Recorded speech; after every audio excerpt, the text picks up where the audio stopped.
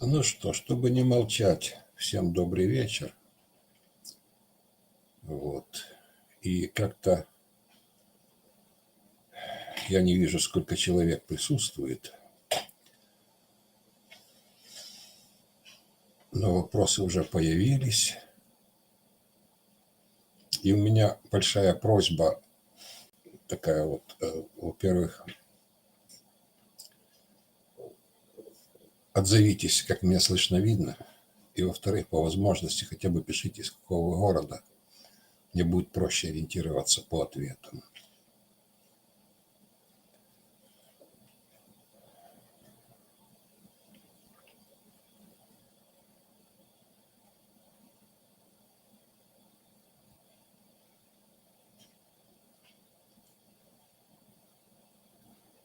Ну, сегодня, так сказать, ознакомительное занятие. Я буду просто рассказывать, кто, что, зачем.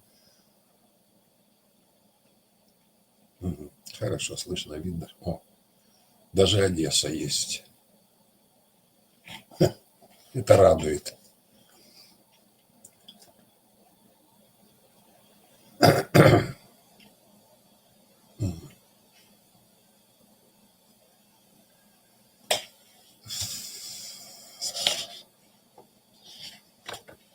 Ну что, кто меня еще не знает, ну, во-первых, у меня такая большая просьба по ходу или в конце поставьте плюсики эфиру, чтобы больше человек его могли увидеть. Вот. И потом, ну, для желающих тоже дождаться конца эфира, там мой директор обещал какие-то плюсики, какие-то что-то интересное рассказать.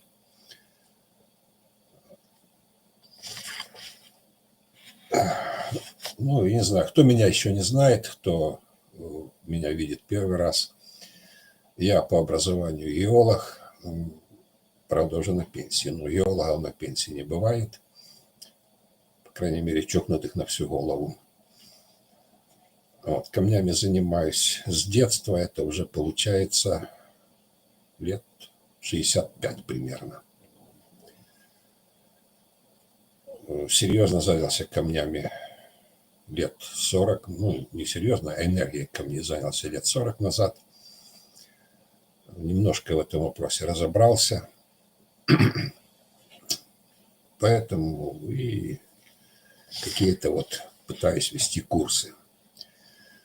В экспедициях бывал и работал Казахстан, Таджикистан, Украина.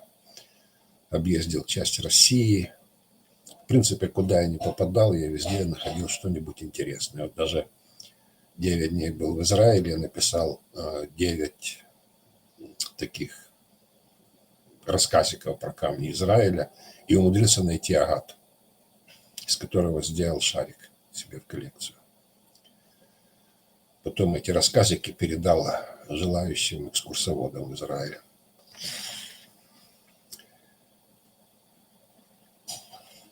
Почему я веду такие курсы всякие? Просто я за свою жизнь накопил очень много знаний. Как вы знаете, оно все держать в голове не нужно. Поэтому я стараюсь что-то рассказывать людям. Может, кого-то что-то интересует.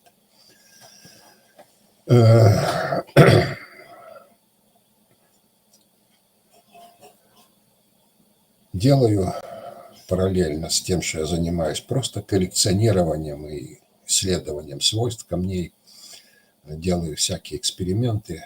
Все, что меня интересует. Причем, честно вам скажу, я не знаю, что мне придет в голову завтра. То есть вот у меня, допустим, лежит уже 4-я книга, 3 изданы, 4-я лежит, нужно довести только до издательства. Она уже все скомпонована в виде макета. Может, довести и издать, времени нет. Недавно тоже рассказываю предварительно, недавно мне попало, ну как недавно, где-то с полгода назад, может чуть больше, окаменелая кора. Кора дерева, полностью замещенная кремнием. Вот. Мне тоже интересно, что из этого получится. Я сначала долго ее крутил сам, ну там громадный кусок. 4 килограмма. Долго крутил сам, сейчас отдал ребятам на обработку. Как только сделают, попытаюсь что-то умное написать про это и показать, что получилось. Вот это вот самое главное. Ну и немножко о самих курсах, которые у меня пока 3 курса есть. Вот, и каждый проходит всего-навсего 1 раз в год. Чаще не вижу смысла. Пока люди подготовятся, соберется компания какая-то, чтобы можно было приводить. Ну вот будет курс по свойствам камней. Там я только сейчас расскажу про один раздел, который может вас заинтересовать. Дело в том, что камни довольно сильно влияют на нашу жизнь. Особенно на жизнь тех людей, которые их воспринимают. Есть люди, которые хуже воспринимают, которые лучше. Но это нормальное явление. Так как в школе ученики есть троечники, есть отличники. Дело в том, что кто-то собирает просто коллекцию. У меня, видите, шкаф сзади, вот за спиной. Но вот у меня, если в этих шкафах, у меня, наверное, шкафов 5 таких наберется, если не больше. То есть с каждым камнем, который попадает, я знакомлюсь. И бывают такие ситуации, что попадает иногда крупные какие-то камни. Вот у меня там на полу просто, не хочу даже поднимать, лежит такая вот кость громадная, 10 килограммов окаменевшая. Лежит кольский аметист громадный тоже. Вот, это я уже знаю, как эти камни работают. Я, собственно, знаю по работе тех камней, которые когда-то попадали мне в руку. Но бывает такое, что вы хотите изменить свою жизнь. С помощью камня это можно сделать. Камень нам дает энергию, и этой энергией мы можем просто, добавляется энергия в наше поле, именно в том аспекте, которое нам нужно для каких-то наших изменений. Бывают камни большие, которые реально работают сразу и мощно. Они сразу начинают действовать, заполнять поле помещения, воздействовать на нас хорошо. Даже иногда так хорошо, что мы чувствуем как бы излишний прилив энергии. А бывает, попадают маленькие камни. И вот тогда начинается морока. Мы хотим, чтобы он работал, а он слабенький. И для этого его нужно всего-навсего активировать. Активированный камень срабатывает точно так, как сработает какой-то большой такой же. Методов активации довольно много. И я, допустим, на курсах рассказываю все в отдельности.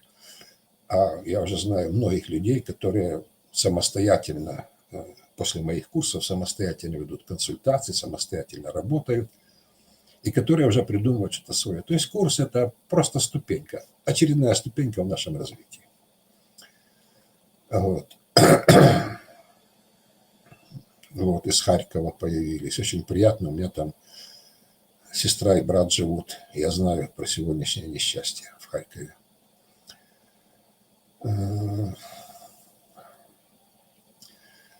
И дело в том, что если мы камень активируем, он срабатывает так же, как большой, то есть быстро, мощно и в нужном нам направлении. Единственное, что я должен сразу предупредить, камень сам по себе работать не будет. Вот есть, допустим,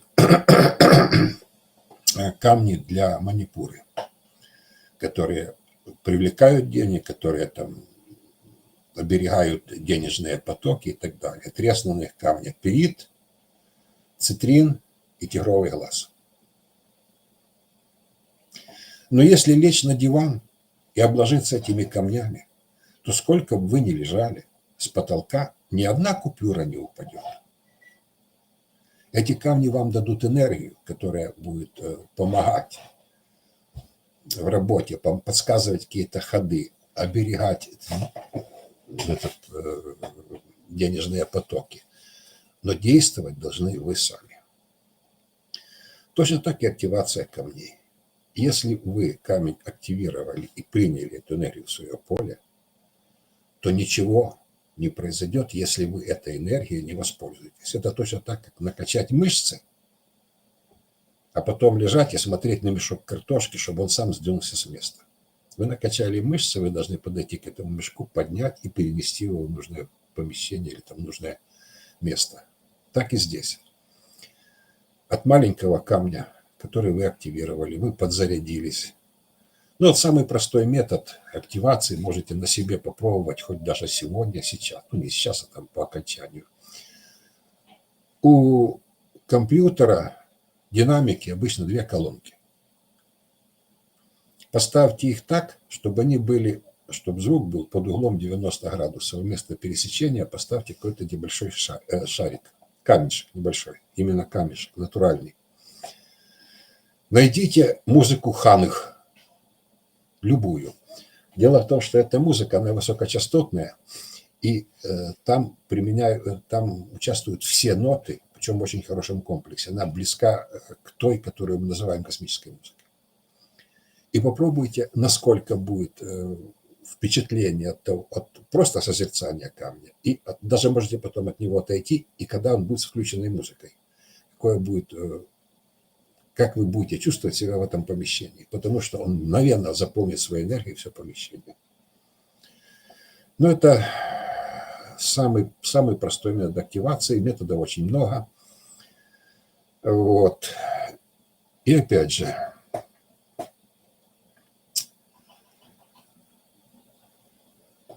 что могут дать конкретно этот курс?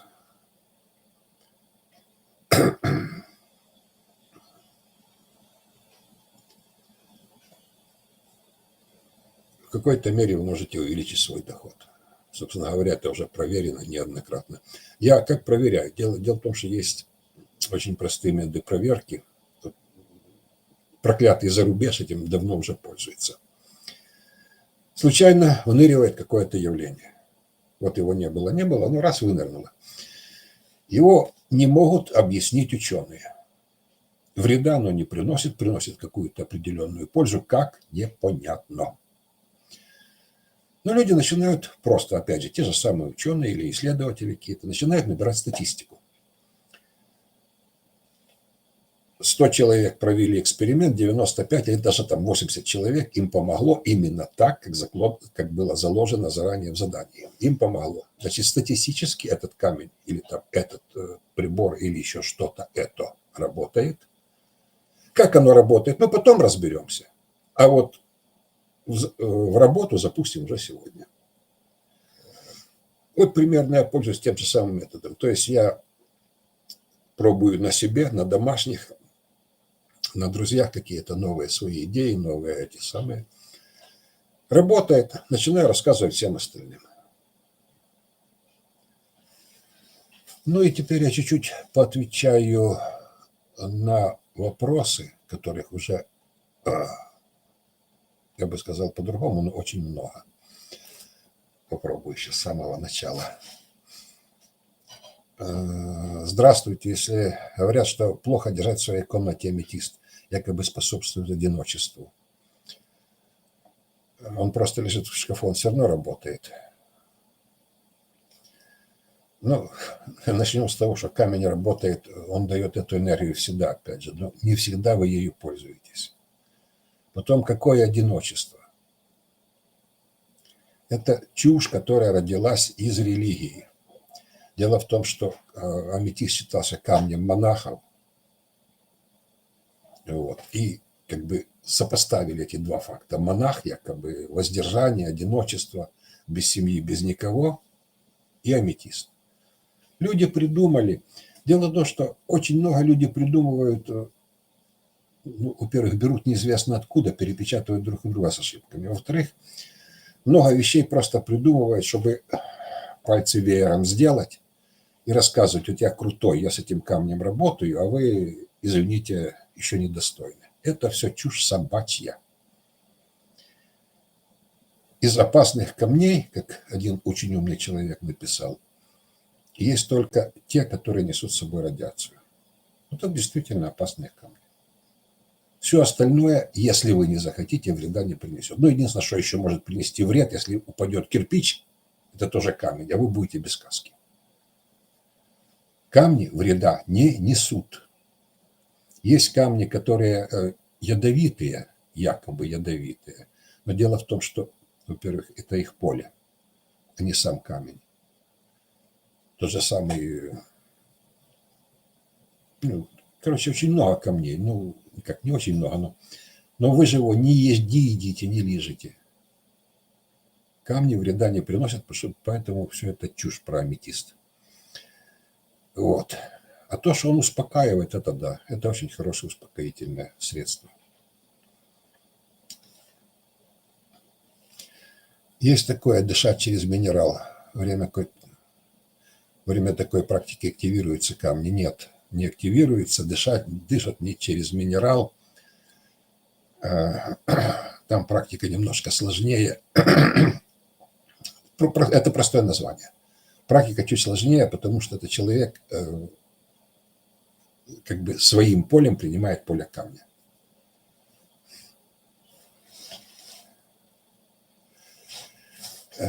Красит ли азурит? Расскажите, как его подделывают и оставляют ли он синячиту на бумаге. В натуральном виде, в друзочках, в полировках его не подделывают. Это сложная работа, которая никому нафиг не нужна. Вот. Но у него твердость очень небольшая, и в принципе он может оставить черту на бумаге, потому что бумага сделана из дерева, а у него твердость, по-моему, 3, сейчас не помню на память, по-моему, 3. Так что он может оставить. А вот могли облагородить. То есть, если азурит не в друзах, не в кристалликах мелких, а просто прожилки в породе, что могли сделать? Могли их сделать просто поярче. Это да. Но это проверяется не бумагой, это лучше проверять каким-нибудь там ацетоном или еще чем-нибудь, ваточку смочить и попробовать. Если будет активно синеть, явно подкрашенный.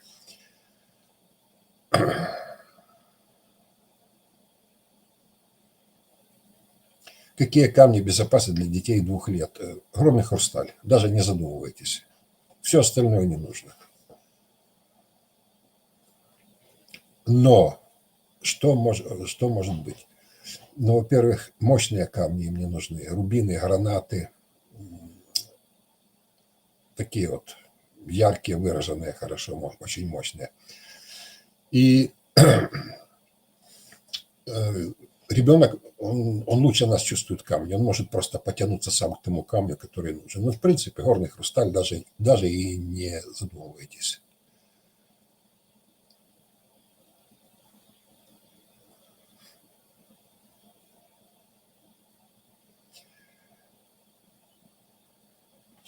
Как активировать молдавит? То же самое. Для начала просто попробуйте через музыку. В принципе, я же говорю, там на лекции много методов активации, которые расписаны подробно. Камень. Ну да, камень космоса. В принципе, вот музыка ему подойдет идеально. Сфалерит, в чем его суть? Я не знаю, сколько я сталкивался с фалеритом. Единственное, что он в небольших дозах как бы поддерживает немножко иммунитет человека. В принципе, как камни работают. Ну, вот, это я сейчас уже рассказываю такие нюансы. Я сейчас просто пытаюсь приготовить конспект и еще один вебинар, но он будет построен так, что он будет легко доступен тем, кто прошел предыдущие, потому что там будет все очень сжато и будут даваться конкретно методики. Так, суть работы камней. Никто никогда не задумывался, допустим, на улице мороз, там -5, -10, -15. Мы хорошо одеты, ходим полдня, ничего. Приходим домой, распаренные, ничего не случилось. Здоровые, как эти самые. Вот. Дома небольшой сквозняк. В квартире нормальная температура, там градусов 18-19. Небольшой сквозняк, чуть-чуть по ногам протянуло. Сопли, кашель. Есть такая штука, гомеопатия называется. Она построена на том, что у нас, у организма, довольно мощные защитные свойства. Но мы защищаемся от того, что хорошо организм ощущает. Холод, организм настраивается на холод, включает свою защиту. Есть порог срабатываемости. Когда идет подпороговое, очень мягкое воздействие на организм, организм этого не воспринимает, он не понимает, что от этого нужно защититься. Так вот это вот подпороговое гомеопатическое воздействие, оно довольно хорошо работает. Накоплением, слабый сквознячок, от которого организм даже не думает защищаться, но чуть-чуть продуло и все. И нам этого вполне достаточно. Также точно работают и камни. Слабое воздействие на внешнее поле, на наше поле. Из поля они перераспределяют на тот орган, куда, чьи вибрации в резонансе с этим камнем. И начинается работа. Поэтому я говорю, сфолиевит работает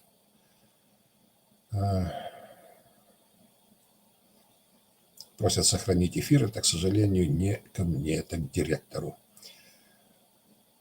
Как использовать камни для усиления положительных свойств растений? Ну, вообще у растений почти у всех положительные свойства, если растения не ядовитые. Мы когда-то проводили такой эксперимент, причем довольно интересный. Школьник проводил, не я. Задали что-то там по растениям, по ботанике. Они с мамой что сделали? Нарезали веточек, поставили в воду, вот только почки начали появляться, и вокруг положили бусы. Самые обыкновенные мамины бусы вокруг, не в воду, а вокруг стаканов с водой. И каждый день фотографировали, что происходит. Знаете, очень интересно. Камень очень сильно влияет на рост растений. Если делать рассаду, ну, я не знаю, тут нужна хорошая площадь.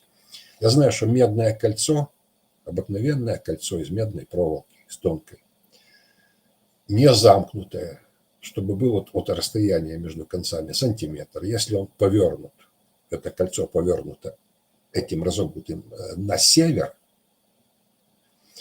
то растения растут быстрее и становятся крепче. Это я сам проверял. А камни, это можно самому поиграться, потому что я не ботаник, я не знаю, какие камни будут влиять на растения. Я знаю четко, что они влияют. Вот сердолик тогда повлиял очень хорошо. Тогда дали рост. А это нужно самому поиграться, несколько камней по разным мошкам одного и того же растения разложить, и вы увидите.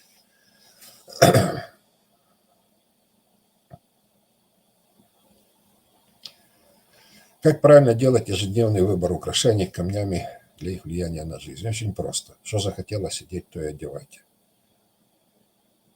Наше поле очень чувствительно. Наше поле умнее нас самих.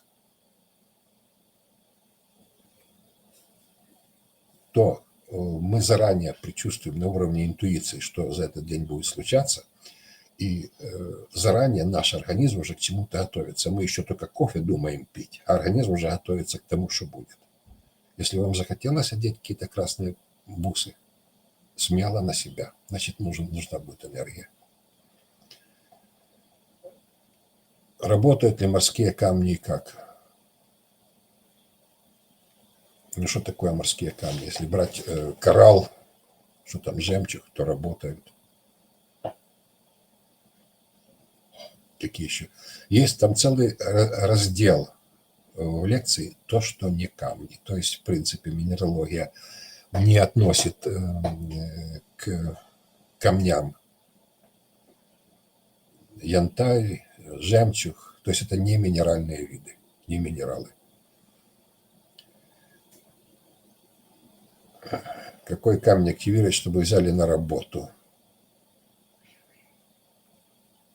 Ну, смотря какая работа. В принципе, претворение планов жизни – это хризопрас. Но это, опять же, в зависимости от работы, потом как принимают собеседование, не собеседование. Если собеседование – одни камни, потом какая работа.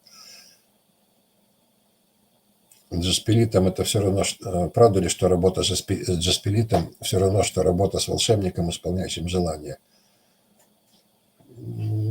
Ну, сильно в этом сомневаюсь, потому что джаспилит – это частично Земля, частично Марс.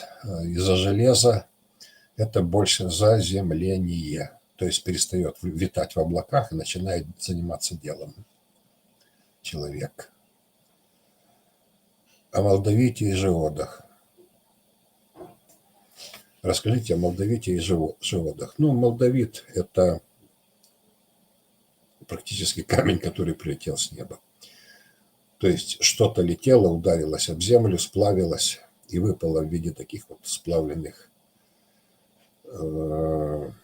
осколочков, которые называются, в целом называются тектиты. Молдавит – это разновидность тектитов. Для меня, я его, собственно, использую только как конечная станция космос-Земля.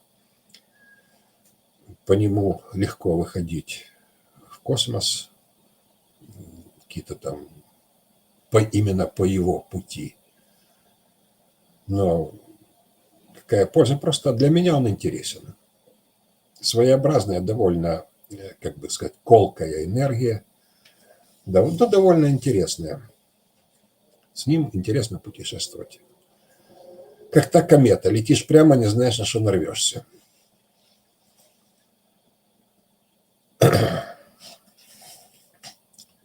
Сейчас много камней из Китая. Они тоже они же искусственно выращены. Они будут работать. Но ничего подобного. Дело в том, что из Китая камней не так и много.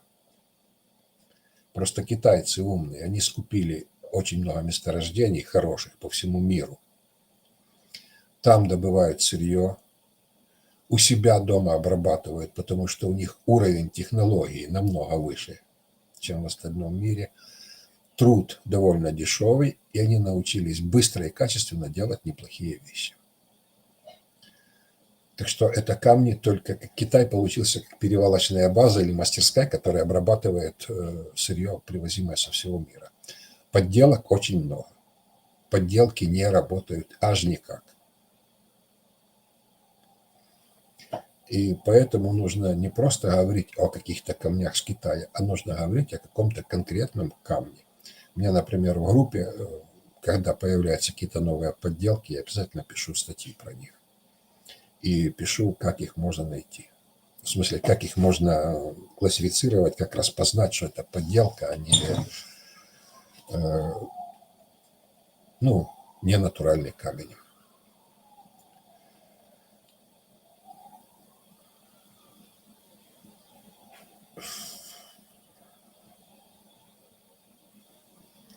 В Светлогорске с камнями я точно не был, 100%, потому что я с камнями уже давно нигде не бываю. Мне достаточно тех лекций, которые я веду, достаточно друзей, которые меня просят найти какие-то камни. Вот, а я камнями уже не торгую.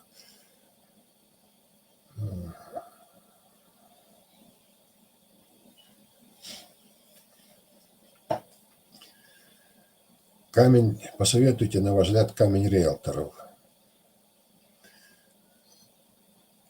И работали ли вы с азестулитом? Честно говоря, я даже не помню, что это такое. Это, по-моему, какое-то что-то не мало продаваемое, а продаваемое не тем, кому нужно. Камень риэлторов. Что риэлтор должен делать? В первую очередь он должен уговорить клиента. Он должен ему красочно объяснить. Для этого, у меня такие ситуации уже были, для этого подготавливается квартира для показа. То есть в саму квартиру укладывается несколько камней, которые меняют энергию. Человек, заходя в новое помещение, должен попадать как к себе домой. Ему там должно быть приятно, как маме домой. А риэлтор должен в это время хорошо и правильно все рассказать. Серый агат или халцедон.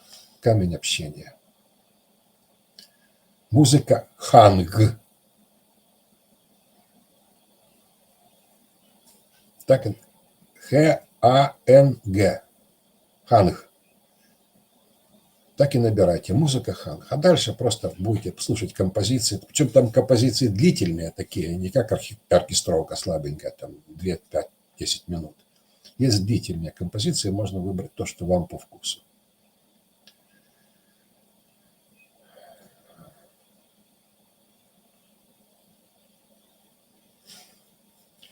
Подарили крупное кольцо из красного рубина из Гималаев. Сказали, что куплен около дома Далай-ламы. Может, он сам и продал, да. Нужно ли его как-то чистить? Дело в том, что в первую очередь нужно сначала увидеть сам камень. Потому что, насколько я знаю, то место, там лучше тюхать все, что угодно, даже искусственное. Так что, если интересно, фотографию ко мне в личку, в мессенджер, я смогу ответить. Как почистить рубин, подаренный после ухода кого-то из жизни? Ну, наверное, оптимальный вариант – это самая простая чистка – соль с песком. Смешиваете жменя соли, жменя песка, чайная ложка воды, чтобы смесь была чуть сыроватой, сверху салфетка ХБшная, обыкновенная, простая салфетка с кухни. На эту салфетку кладете камень. Определить, что он почистился, его приятно брать в руки. Когда приятно брать в руки, он уже чистый.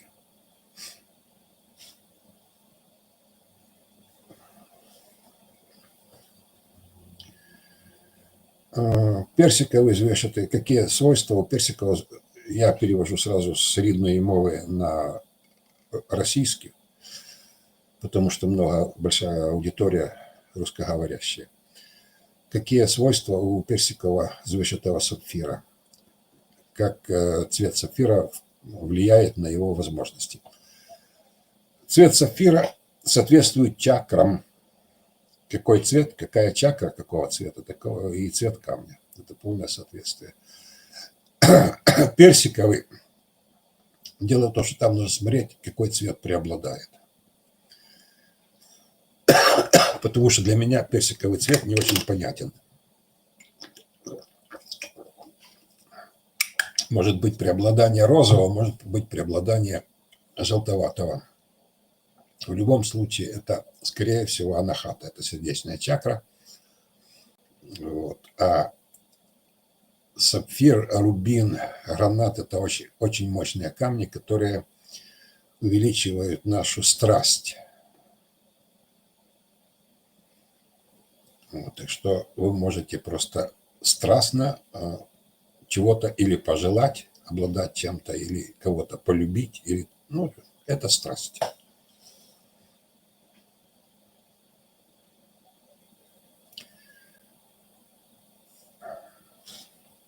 Если агаты подкрашены, это как-то влияет на его свойства? Как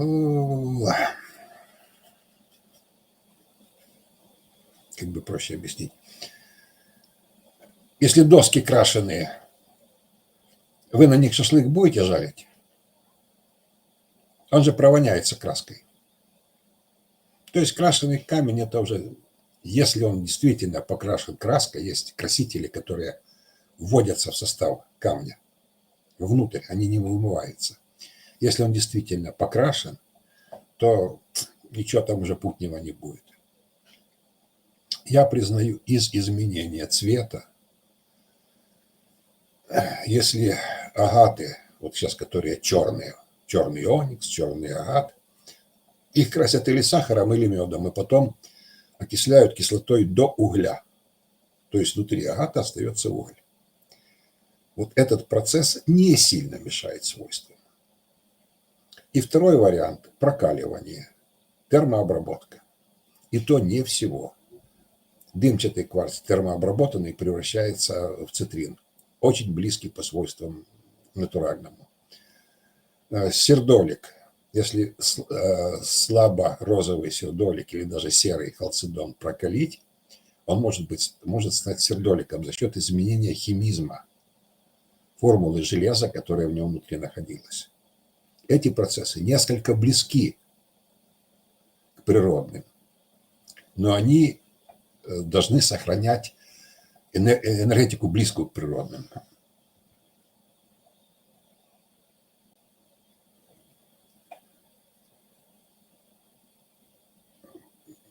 под космическую музыку как долго оставлять для активации камень? Я сейчас посмотрю, сколько...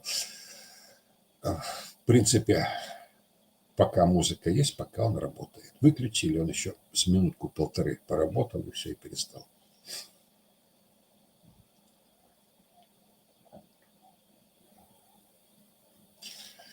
Расскажите о Марионе, как он работает в зависимости. Не знаю, честно, потому что в зависимости работает дымчатый кварц.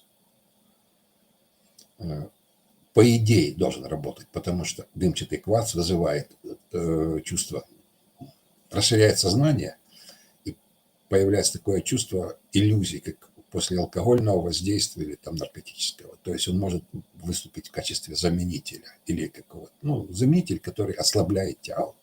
Про Марион не знаю.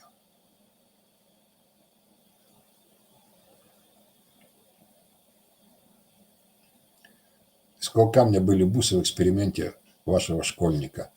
Помню, яшма, аметист, сердолик, а что еще не помню. Там было 6 или 7 стаканов. По-моему, змеевик. Расскажите про Марион. Марион – это в основном защитный камень. Защищает, уплотняет поле. Он не отбрасывает, то есть он просто уплотняет, работает. Вы защищаете за счет уплотнения. Есть разные виды защиты. Есть защита, когда вы становитесь невидимкой. Это нужно учиться ее ставить. Есть просто уплотнение поля. Есть можно сделать поле отражающим, которое вообще не принимает, просто отражает и все. Это оптимальный вариант. Марион уплотняет поле. Нефрит из растений, для растений из древности очень... Да, нефрит может подойти. Какой камень поможет выйти замуж? Ой, чисто индивидуальный вопрос, потому что то, что я рассказываю, это среднее по госпиталю. Каждому вопросу нужно подходить индивидуально. В среднем по госпиталю 3 камня. Розовый кварц, кварц-волосатик и изумруд. Вот. Они ставятся в определенном месте, они активируются, как не смешно, капельками коньяка. Зачем? Чтобы у вас изменилось поле. Камни вам жениха не найдут. У вас должно измениться ваше поле, чтобы вас воспринимали по-другому. Вот это вот основа работы камней. Изменение личного поля, чтобы вас по-другому воспринимали. Нужно ли долго держать в воде жемчуг, или это миф? А зачем его держать в воде? Я сейчас пойду, достану сзади жемчужные бусы, без воды лежат уже лет 8 точно, ничего не поменялись. Расскажите о свойствах хромдиапсида.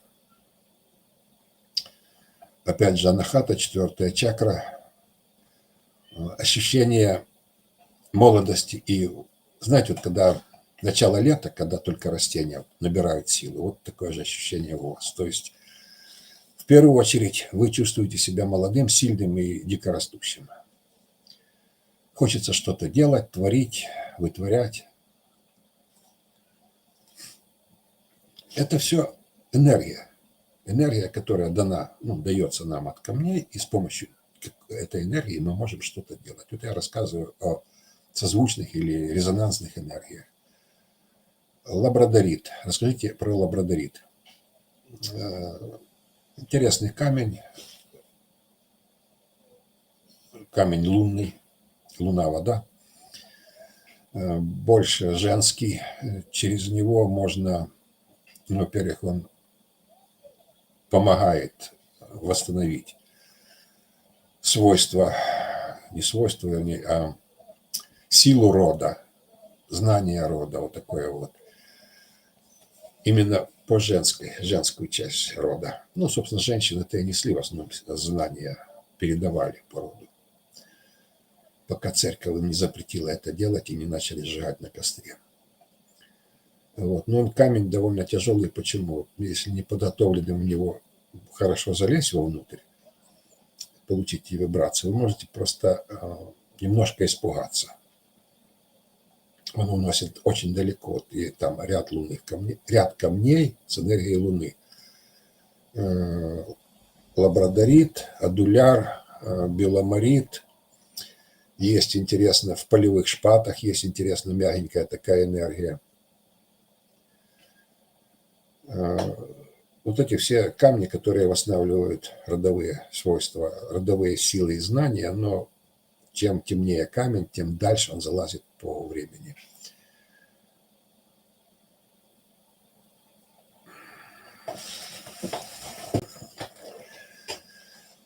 Я забыл предупредить, что я не врач, и я не лечу и не даю медицинских советов. Но вот интересный вопрос. Существуют ли камни для похудения? Да, существует. Камень килограмм на 5 в каждую руку. И с утра зарядочку. А для того, чтобы похудеть, нужно просто себе составить меню на определенное количество калорий и его придерживаться.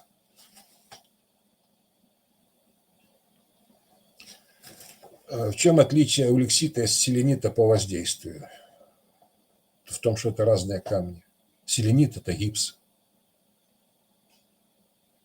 Гипс просто тупо впитывает в себя негатив.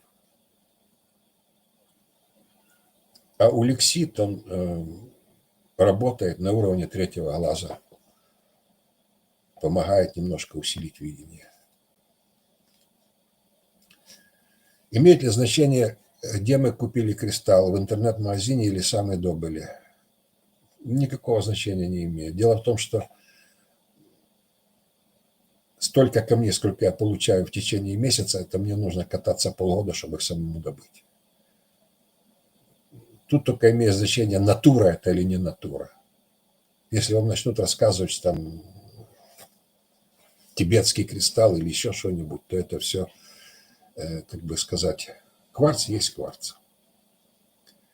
Вот, так что, если вы купили натуральный камень, хоть по интернету, хоть в магазине, хоть на выставке, хоть у знакомых, по-любому вы его просто почистили и вперед из песни работать. Какой камень может помочь работе астролога? Лунные камни. Ну вот, кстати, лабрадор хорошо подойдет. Адуляр хорошо подойдет. Галит. А что можно сказать о галите, если мы его едим каждый день? Обыкновенная каменная соль. Прекрасно впитывает влагу, гироскопично. Прекрасно впитывает вместе с влагой весь непотреб, который у нас дома копится. Для эксперимента, если есть у кого-нибудь там бабушки, дедушки еще сохранились в селах, которые делали запасы, вот найдите у них пачку соли, которая простояла лет 10 где-нибудь в заначке какой-нибудь, и возьмите ее в руку. Насколько ее неприятно держать. Она то отсыревала, то опять высыхала, опять отсыревала. Во-первых, она превратилась в комок, а во-вторых, эта соль на себя набрала всю гадость, которая происходила вокруг. Не только гадость, она все собирала, но в основном-то происходит гадость. Ее уже неприятно брать в руки.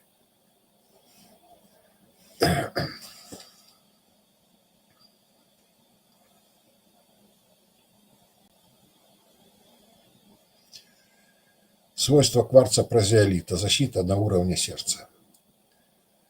Бывает натуральный. Собственно, понимаете, мне как-то сложно рассказывать, потому что я работаю всегда только с натуральным камнем. Вот исключение, для меня исключение только шлаки. Шлак – это металлургический, вот с ним интересно работать, но это отдельное. Вот. Он бывает натуральный. Облученный камень, облученный прозеолит, я не знаю, это то, что странное какое-то.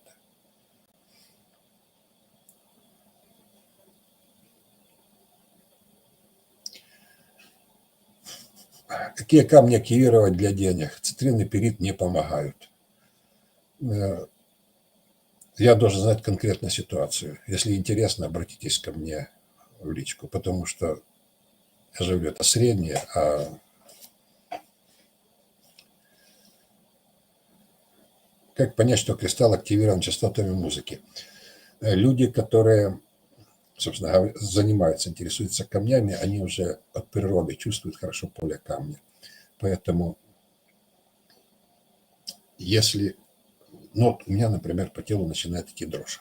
Я просто чувствую, как все наполнилось состояние, настроение меняется, восприятие всего меняется, что-то начинает резко мешать. Ну, просто резкие изменения. Нагретый аметист никогда не будет работать как цитрин. Никогда. Там есть небольшой нюанс в химизме. В цитрине, вернее, в цитрине есть один элемент, которого нет в аметисте. И как ты аметист не нагревай, он туда не добавится. Клубничный кварц сердца. Защита сердца и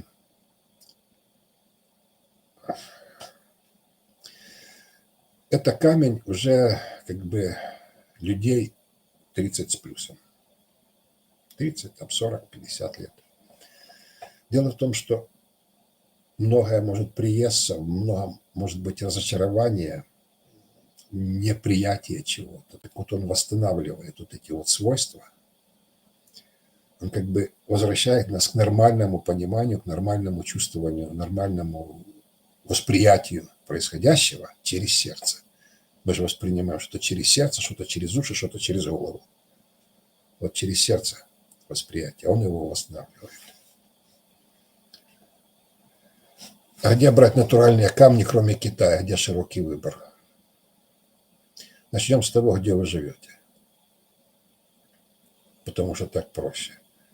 Вот у нас с Россией очень натянутые отношения, я бы так мягко сказал. Но тем не менее, я знаю, где там есть натуральные камни хорошие, хорошего качества и людей с чистыми руками.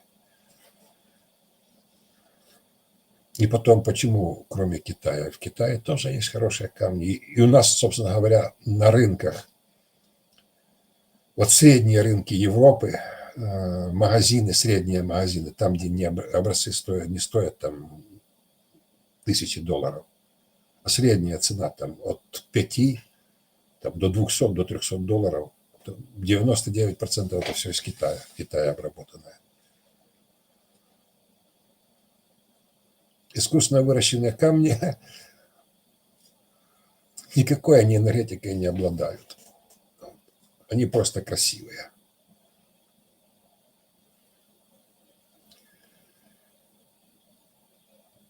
Я же говорил, что, пожалуйста, мне в личку и фотографии рубина. Если минерал покрывают лаком, это не, значит, если минерал покрывают лаком для укрепления, то это идет удар по энергии минерала. Нет, не идет, просто он искажает. Искажает,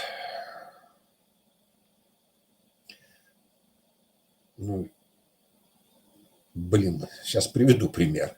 Когда льется пиво, в него взять еще и пописать чуть-чуть. В основном будет вкус пива, но оно будет уже испорченное. Так и здесь. У камня своя энергия, но лак-то добавляет свою. Он немножко добавляет в эти частоты. А, к сожалению, очень многие мягкие камни сейчас покрывают лаком, чтобы не морочиться с полировкой. Если это камень чисто декоративный, вот есть камни многие декоративные, всякие сланцы обрабатывают, я не могу сейчас привести пример, но обрабатывают, ставят для красоты, то и хрен с ним, пускай стоит. Ведь есть картина, нарисованная художником, а что-то просто наляпанное на станке, литография какая-то. И то просто украшает помещение. Но если это рабочий камень, он должен иметь естественный вкус. Почему очень много камней, которые мы новые получаем, мы проверяем обязательно, покрыт он лаком или нет. Берете ацетончиком, чик-чик-чик. Но, в принципе, я предпочитаю, если у меня что-то идет для работы, или брать заведомо натуральное, или брать вообще сырье и заказывать у мастеров то, что я хочу. То есть там шар, полировку, большую галтовку, какую-то форму. Голубой обсидиан говорят, что существует. Я еще в руках не держал. То, что продается у нас в Одессе, в Украине уже перестали продавать, уже, слава богу, много грамотных. Вот. А то, что продается в Одессе, это обыкновенный шлак. Металлургический шлак, которого там миллионы тонн. Метеорит железный. Говорят, что он лечит и защищает хозяина. Не уверен. Особенно насчет лечит. Защищает и то относительно, потому что, опять же, железный метеорит – это Марс, это энергия Марса. Марс защищает только в определенной частоте, довольно узкой.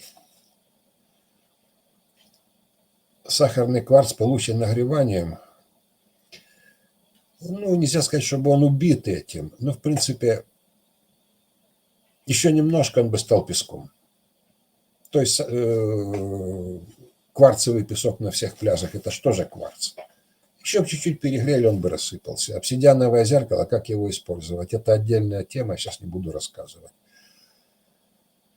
Какой камень делает невидимкой защиту? Это не камень, это самостоятельная работа.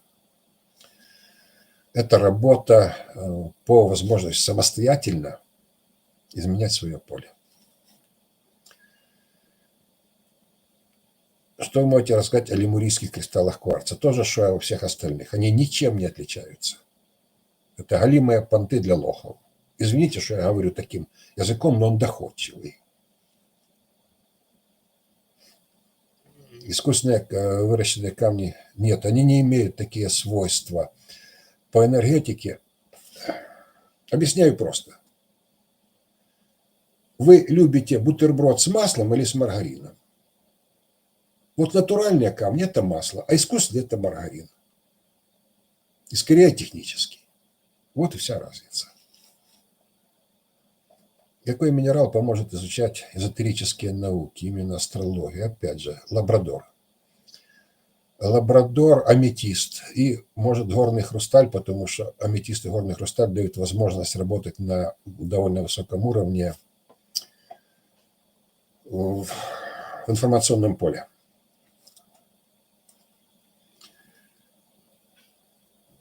Родонит.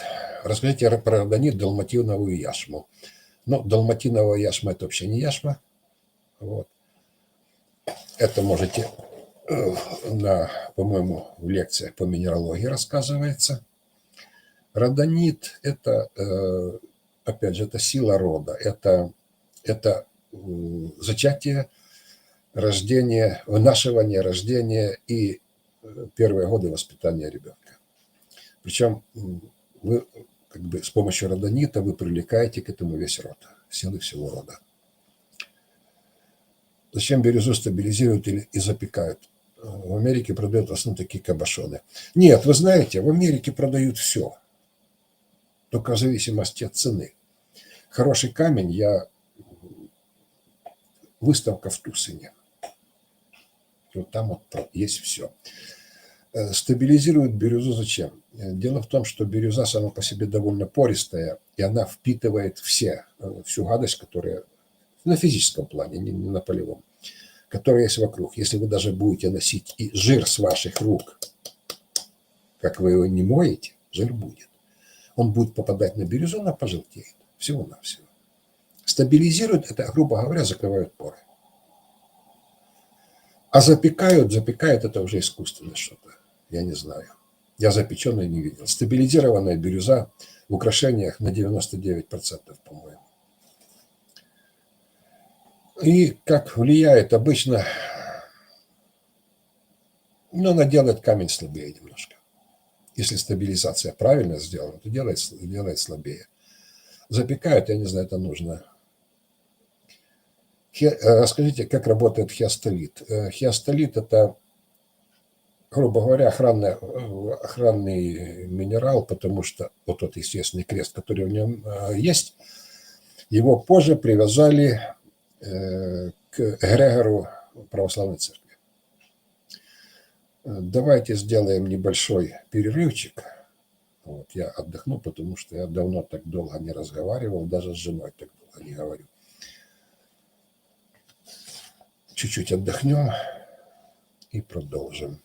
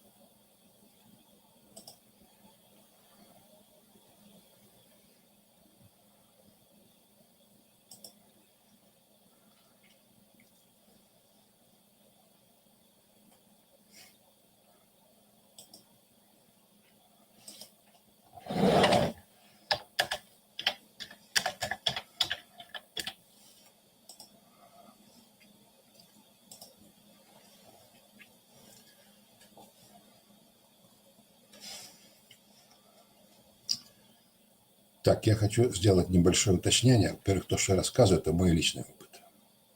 Ну, плюс статистика. Во-вторых, когда я говорил про камни, покрытые лаком, опять же, зависит от силы самого камня.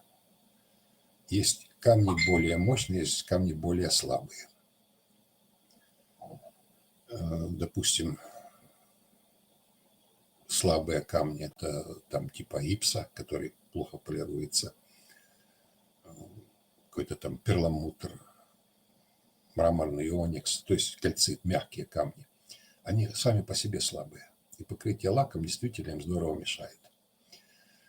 Но если это камни мощные, типа там, допустим, изумруда, где лак используется только для проявления,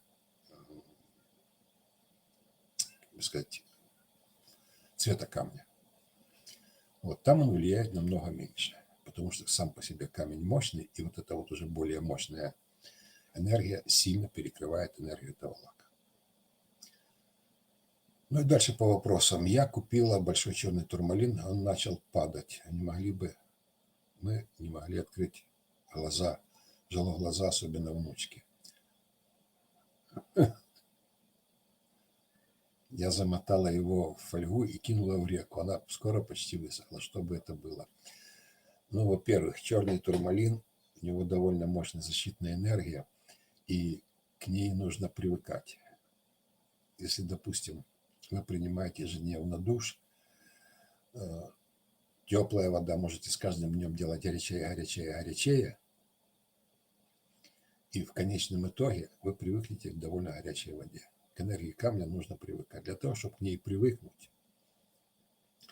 камень обыкновенной хэбэшной мокрой тряпкой накрываете, и пускай оно сохнет.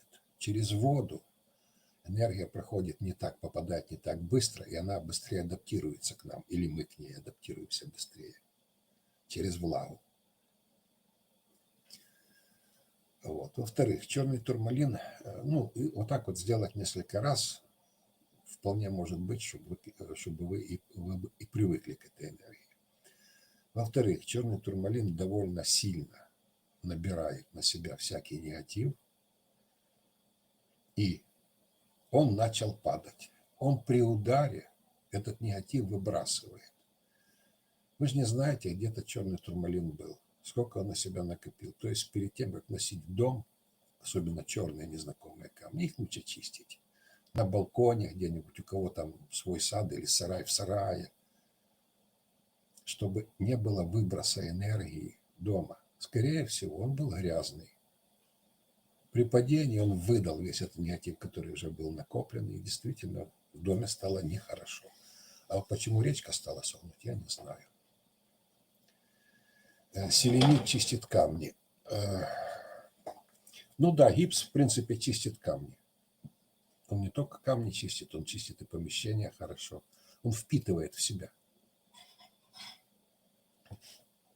Вот. А после работы, чем очищать сам селенит, выбросить его. Это самый простой вариант. Если вы хотите чистить камни гипсом, то купите строительный гипс, заколопуцкайте его в чем-нибудь до сметанообразного состояния, положите рядом с камнями. Он застыл, он в себя впитал всю энергию, потом взяли и выбросили. Я не понимаю, зачем чистить камни камнями. То есть мы один камень доводим до нормального состояния, а второй портим.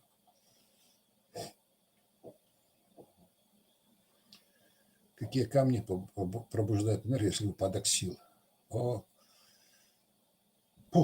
Вроде есть какие-то замыслы и желания, нет энергии, чтобы это осуществить. Тут нужно просто разбираться, в какой сфере вы хотите что-то осуществлять. Это абсолютно разные камни для разных сфер.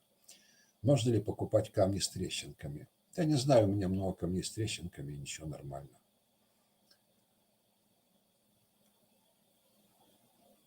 С алунитом, расскажите про свойства алунита. Честно говоря, я не работал, поэтому ничего не буду. Вот только рассказал про чистку камней камнями.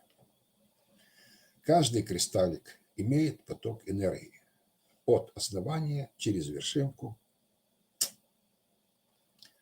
и куда-то там дальше в наше помещение. Вы хотите почистить камень на друзе или на аметисте. Вы сверху положили камень. Вот эта вот энергия проходит через ваш камень и его чистит. И куда она чистит? Она все это выбрасывает в ваше помещение. Оно вам надо.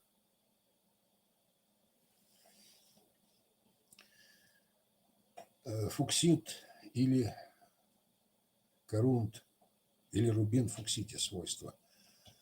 Рубин – это энергия страсти, энергия жизни, а фуксит – это уровень сердца, более мягкий. Во-первых, он смягчает эту энергию, он делает не такое. Во-вторых, он ее поднимает с первой чакры до анахаты.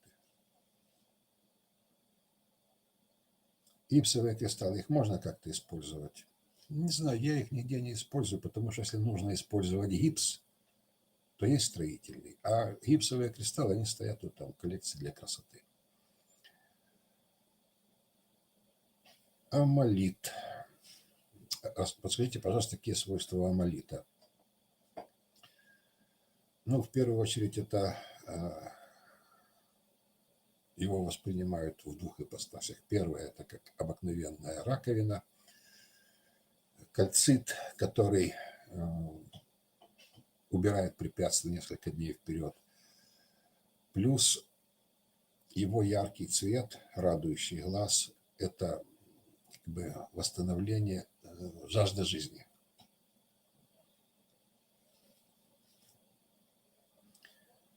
Перит. Поддержание денежных потоков подходит всем. Никогда не обращайте внимания на знаки зодиака. Хочется какой-то камень, используйте его смело, потому что привязка к знакам зодиака – это такая весьма ненадежная вещь.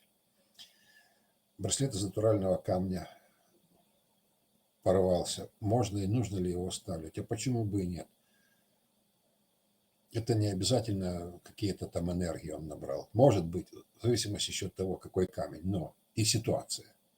Но когда сверлят камень, его сверлят с двух сторон. Могли не попасть сверло на сверло, а там образовалась ступенька, которая перетирает нить.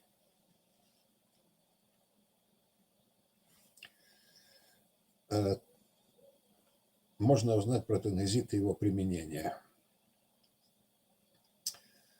Ну, в общем-то, камень красивый, но там слишком было много отрицательных энергий, поэтому он изначально не очень хорош. Ну, как это, опять же, это мое мнение. Он красивый, но я бы его только в коллекции держал. Хотя для ознакомления со спектром энергий, вот, у меня коллекция подделок, чтобы знать их энергию.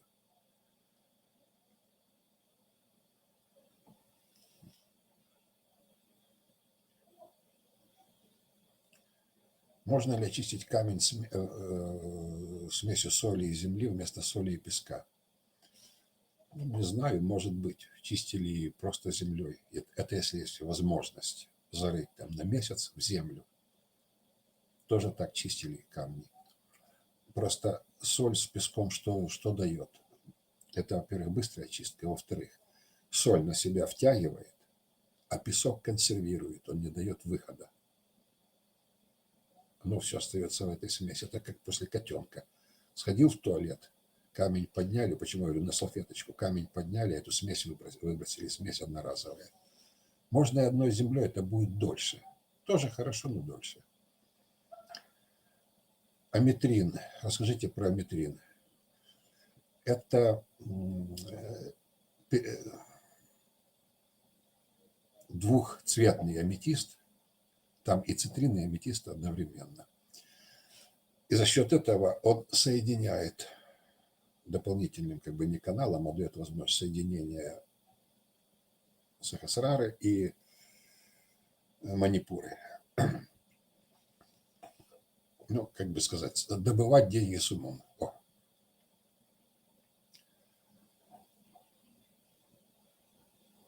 Нагретый аметист, он тоже становится желтого цвета. Можно им поработать на третьей чакре. Я бы не работал. Хромхалцедон. Евгений, пожалуйста, вопрос в личку, потому что он у меня есть, но я с ним еще не это самое. С никелевым, да, с хромхалцедоном. Это нужно посмотреть. Какими свойствами обладает унакит? В принципе, это гранит с эпидотом. Метаморфически измененный гранит. В основном больше всего он подходит для восстановления вторичных энергий. Когда мы их израсходовали, их нужно быстро восстановить. Вот для этого он хорошо подходит. Плюс унакит зеленый цвет – это восстановление через анахату вторичных энергий.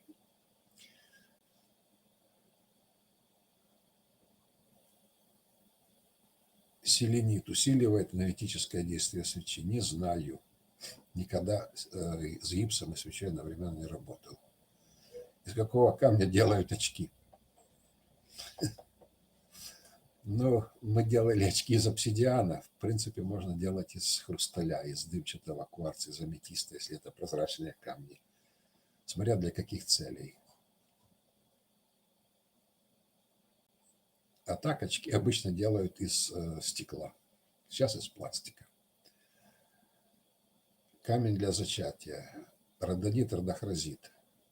Но опять же, любой камень – это подпорка, это костыль, это не лечение. Сначала, если вы хотите что-то делать с камнем, сначала пойти к врачу, узнать точно диагноз, а потом уже смотреть, что можно применить дополнительно к тому, что выпишет врач. Свойства нулмита. Скорее всего, не свойства, а энергия. Это камень северный, больше принадлежит к эгрегору. К тому северному эгрегору, который те боги, Тор и так далее, викинги. Синий цвет и вот это вот его игра такая, как лучики.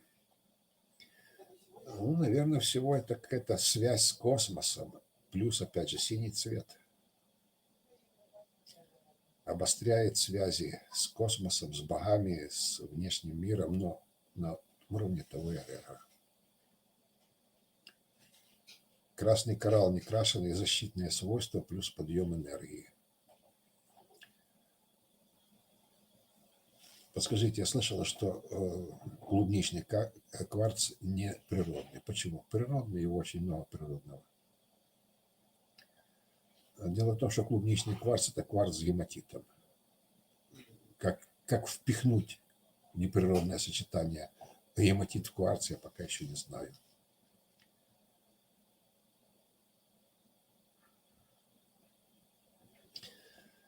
Обсидиановое зеркало. В принципе, тут нужно говорить не просто о зеркале, а вообще о свойствах обсидиана. Зеркалом, с любым зеркалом. Так, есть книга «Эти загадочные зеркала», автор Правдивцева. Там собрано очень много по работе с зеркалами, с отражающими средами и со всем. По-моему, там есть про обсидиановые зеркала.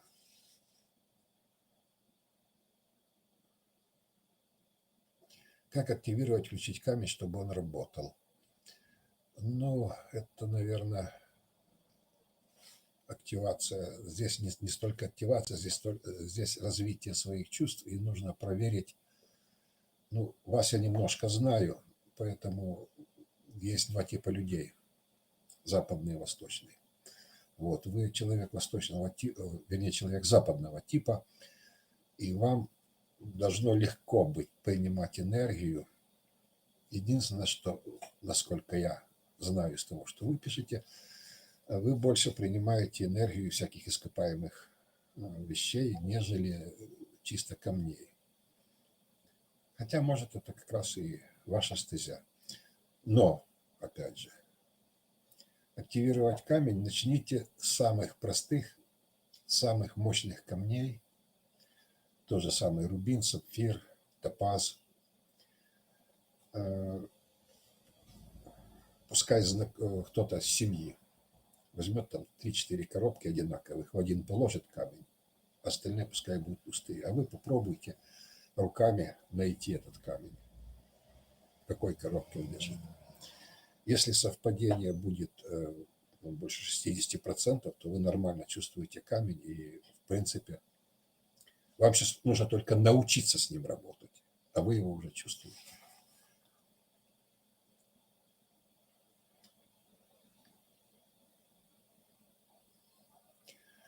Но уме действительно камень ведьм? Да не бывает камней ведьм.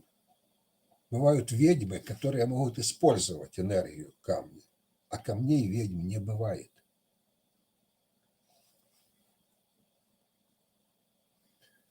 Ум говорит, в каких сферах его можно применять. Это, опять же, восстановление энергии сердца у женщин, потому что опал, там много воды, он будет хорошо срабатывать с женским сердцем, вообще с женщинами лучше.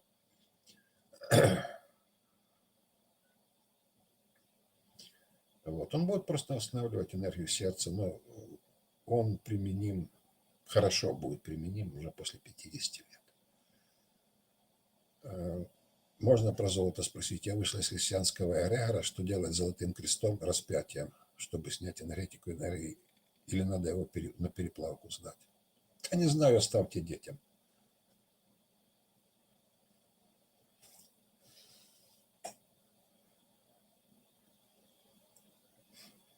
Какой камень раскрывает свойства способности души, раскрывает ясновидение, сознание, слышание – это не способность души.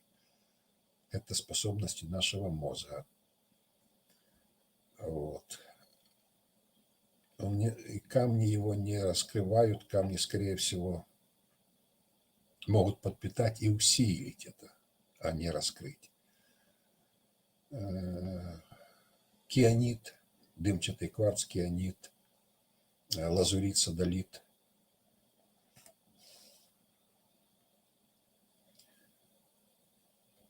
Камень от зависти окружающих, кирпич. Показать окружающим. Тут не камень, тут другая, совсем другой уровень защиты. Это селеновые зеркала, я про них много писал, много рассказывал. В группе можно найти. Это самое простое. Просто поле по-другому меняется. Чертов палец для улучшения энергии в доме. Имеет значение, куда конусом направить. Не конусом, а острием вниз. Он на себя собирает и сбрасывает энергию. Ну, если я живу на втором этаже, то он сбрасывает на первый соседям.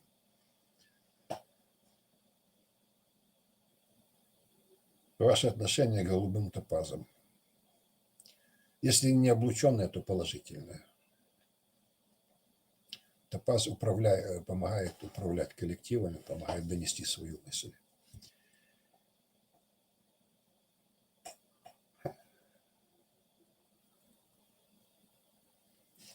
Просто слышала, что кианит и черный обсидиан на селените, поэтому будет интересно знать о таком методе. Я о таком тоже не слышал. Черный обсидиан – это одно, кианит – это другое. Причем тут гипс? Честно, я не представляю.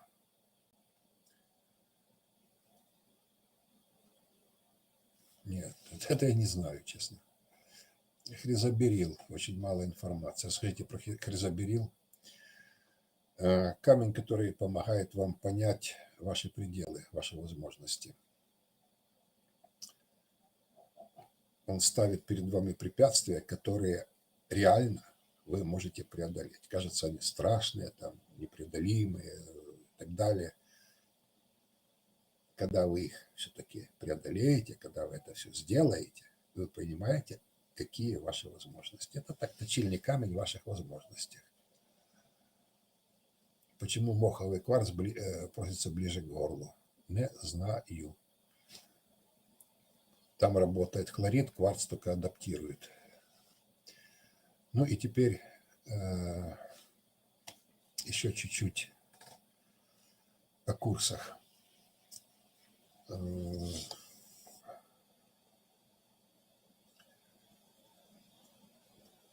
Когда вы проходите курсы, вы должны не просто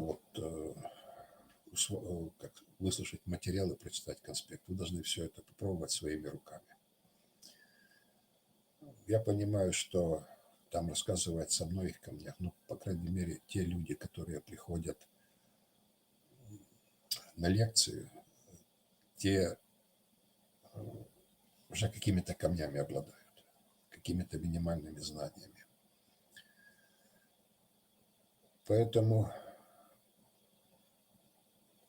я думаю, что эти курсы, тем более сегодня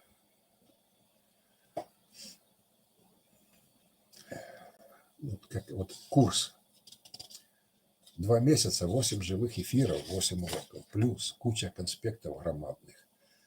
И само построение курса, правила самостоятельного подбора камней. То есть вы учитесь, как подобрать камень в какой-то ситуации. Очень много там посвящено группе кварца, потому что это основная группа работающая. Там 2 занятия группы кварца. Там, кстати, рассказывается о яшмах и неяшмах, чтобы вы потом не путали. И активация камня. Это тоже большой рассказ только про активацию камня, про то, какие возможности, какие методики, что как лучше применять. Как читать и понимать камни, какие потоки энергии влияют на ход ваших мыслей, где находятся вообще знания по энергии камней, как их получать самостоятельно.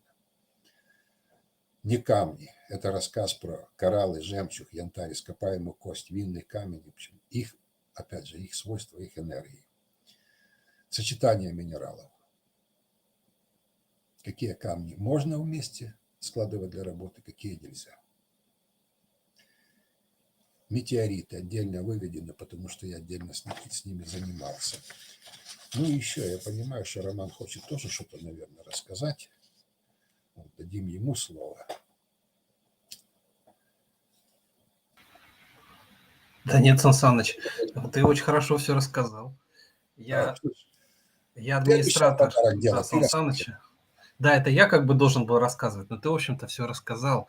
Да, спасибо, Сан Саныч, за этот эфир. Да, извините, друзья, что не все вопросы задали, но много вопросов Сан Саныч ответил.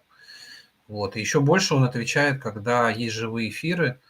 У тебя они по понедельникам проходят на курсе.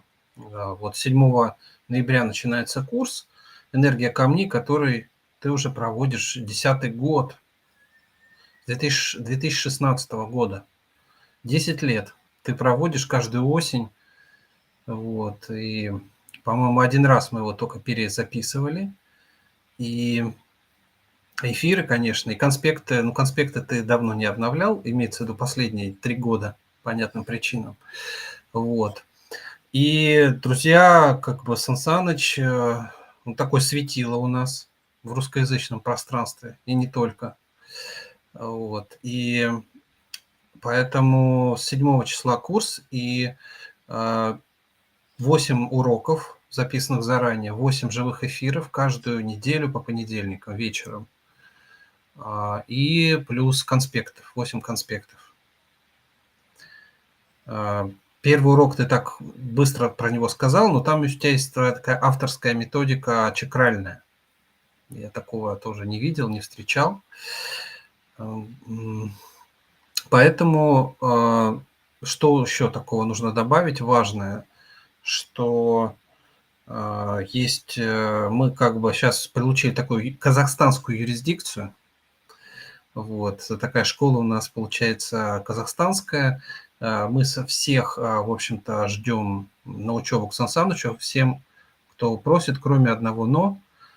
Сан Саныч об этом коротко скажет. Ты скажешь пару слов. Кого бы ты не хотел видеть на курсе?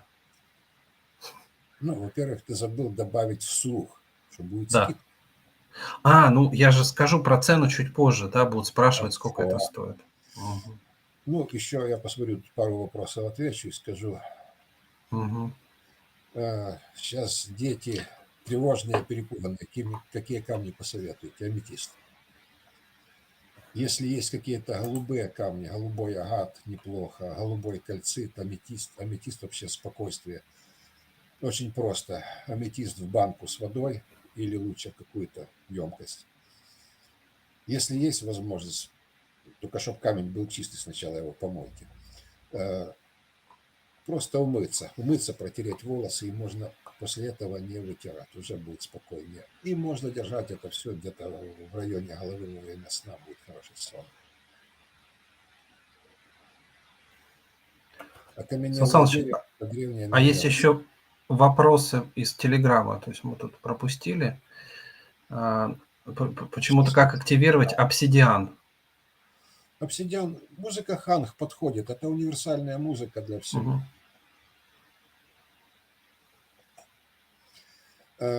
Как чистить камни, соль и песок после практики, или достаточно промыть солью и водой?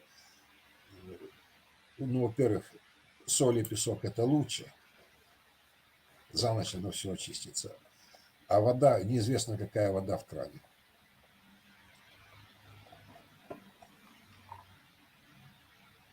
Переизбыток энергии может быть. Это нужно просто отложить камни и принимать душ почаще. Просто смывать лишнее. Причем, принимая душ, соображать, что ты делаешь. Что ты чистишь свое поле. Серафинит – это один из защитных камней на уровне сердца. Работает довольно мягко и, я бы сказал, не всем. Его лучше воспринимают женщины. Можно ли сразу носить несколько браслетов из разных камней? Или камни это не любят? Это будет отдельно сочетание камней. Там можно будет посмотреть. Ну, даже вот по логике. Можно ли воду и огонь вместе держать в одной посудине? Нельзя. Есть природное сочетание камней, есть сочетание камней классические. Это все энергетически можно разобрать. Камень от ночных кошмаров. Под подушку. Аметист. Моховый агат зависит в зависимости от цвета. Чаще всего сейчас идет индийский или индонезийский. Зеленый – это поддержка сердца, энергия сердца и общение, сердечное общение. Топазы, конечно, разного цвета топазы, конечно, отличаются по свойствам. Я говорил, цвет чакры, цвет камня.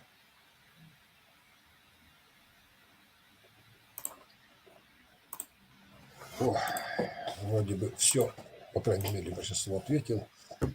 Я вам скажу честно, так как у нас несколько напряженные отношения с Россией, вот, то я бы не хотел видеть тех, кто поддерживает СВО, честно говоря. И, опять же, честно говорю, не стремлюсь им помогать, этим людям. Так что не удивляйтесь. Еще раз спасибо тебе, Сан Саныч, за эфир. И теперь в конце собственно, по проведению, да, как это проводится. То есть есть 8 уроков, они записаны заранее. Есть 8 живых эфиров, которые ты будешь проводить по понедельникам. И это вот то, что сейчас был этот эфир. Сан Саныч отвечал коротко. А на эфирах можно задать любые вопросы и действительно основательно получить какие-то ответы. И это очень особая атмосфера. Очень многие именно любят Сан Саныча и приходят записываться к нему на курсы, чтобы вот побыть в этой атмосфере. По понедельникам она поддерживающая атмосфера и такая очень уютная. Ты, Сан Саныч, обычно приглушаешь свет и рассказываешь в такой полутьме. Вот. И по поводу... Да. И у нас как бы особенность такая, что по стоимости. Во-первых, да, мы находимся в Казахстане, но оплатить можно из любой страны, то есть из всех стран, с тем ограничением, которое сказал Сан Саныч, это вот в его курсе такое есть ограничение. По поводу стоимости. Стоимость, которая общая, да, то есть вот здесь приведена. видно, да, 380 евро, 440 долларов – это общая стоимость курса. Но сейчас эти 2 дня, 3 дня точнее, 3 дня до 25 включительно будет скидка этого курса, то есть стоимость его будет вот такая. Это полная стоимость двухмесячного обучения. И вот на это можно, ну, как бы, можно выделить бюджет и оплатить, если вы хотите учиться у Сан Саныча. Также понятно, что не все могут оплатить сразу все, то есть возможность помесячной оплаты. То есть раз в месяц сейчас, да, и через месяц еще оплатить. То есть так, как вам удобно, можно сделать. Либо сразу все оплатить, либо помесячно платить. В общем, так. И для тех, кто именно сегодня присоединится, да, к курсу Сан Саныча, запишется, еще у него будет, вы приобретете записи 8 эфиров с Сан Санычем, которые он проводил на одном из потоков предыдущих. За 10 лет провел ты, собственно, много эфиров, вот, и на одном из потоков записи, то есть это для тех, только тех, кто сегодня захочет приобрести. Вот, поэтому, пожалуйста, думайте и, ну, присоединяйтесь. Сан Саныч уникальный специалист, мастер, и он, самое главное, он делится, первое, только тем, что он сам изучал, то есть он не повторяет что-то из интернета. Второе, он геолог, и это значит, что он может посмотреть и, ну, прикинуть, там, какие камни реальные, которые натуральные, которые не натуральные, и он может очень точно поправить, если вы вот в геологической части провисаете и как бы не освоили вот эту часть. Вот. И Сан Саныч... Да. Какие дни обучения? Дело в том, что вам дается в группу выход на лекции, которые вы можете просматривать в любое удобное для вас время. Это не обязательно вот только в строго определенное. Опять же, ответы на вопросы. Если вас что-то интересует, но вы не можете в это время не можете включиться, эфир записывается. Вы заранее задаете вопрос, я на него отвечаю. Эфир записывается, вы просто получаете ответ там через день, через два, когда вам удобно его включить. Я сам понимаю, что кто-то в Америке, кто-то там в Австралии, а кто-то в Израиле, у всех разное время немножко. Да, и запись сразу выкладывается в этот же вечер. Наша администратор Алина из Одессы, она выкладывает эту запись, и можно потом посмотреть. А вопросы можно задавать в Телеграм-канале, к Телеграм-группе. У Сан Саныча можно задать, он их набирает, и либо сразу отвечает, либо относит на понедельник. Во время эфира основательно уже какие-то вопросы разбирает. Получается, что даже если вы не попадаете на живой эфир, то ваши вопросы, они отвечены остаются. Ну, обычно Поэтому, ответы на вопросы в понедельник. Обычно. Угу. Да. И да, ответы на вопросы твой эфира в понедельник. И дается в конце этого курса дается сертификат от наших тонких материй, да, то есть это проект исследовательский по биоэнергетике, терапевтичной эзотерике, вот так можно его назвать, где мы пытаемся соединить научный подход и вот такой эзотерический, назовем это так, но мы это слово не очень любим, да, Сан Саныч? Вот, поэтому ждем вас на встрече, и, может быть, есть вопросы какие-то по этой теме, которые мы сейчас... Какие дни учения, да, то есть Таня спрашивает. Учение происходит в любое время, то есть лекции у вас сразу при оплате вам доступны. Вы можете учиться, проходить лекции, как вам, в том темпе, который удобно. Потом в понедельник эфир, вы можете задать в Телеграм свои вопросы. Олег Сан Саныч принимает, ну, в общем, отвечает на любые вопросы по свойствам камней. И дальше можно прийти на живом эфире, задать вопросы, либо потом, ну, посмотреть запись, которая будет выложена. И вот таким образом все происходит. Вот. Свидетельство о прохождении обучения предусмотрено. Да. Свидетельство мы от нашего проекта даем, потому что вот у нас есть своя как бы такая ниша, концепция, да, то есть вот это соединение научного подхода и, скажем так, эзотерично условного, да, то есть мы таким образом делаем. Все, других вопросов нету. Именно спросите, что все не удалось задать, приходите на обучение, чтобы задать Сан Санычу ваши вопросы. Как можно в личку обсудить нюансы оплаты. Это к тебе, наверное. Да, да, ссылочка вот в комментариях есть. Вы можете перейти в комментарии, увидеть ссылку и перейти по ней, чтобы, ну, как бы приобрести, записаться к Сан Санычу на курс. Вот. Ну, тогда до новых встреч. Спасибо еще раз всем Да, за всем спасибо участие. за участие. Да. Вот. Спасибо, Сан Саныч. Ну, до встречи. Все остальные или на курсах, или в личку уже. Все. Всем до свидания. До встречи. Да, спасибо. Спасибо.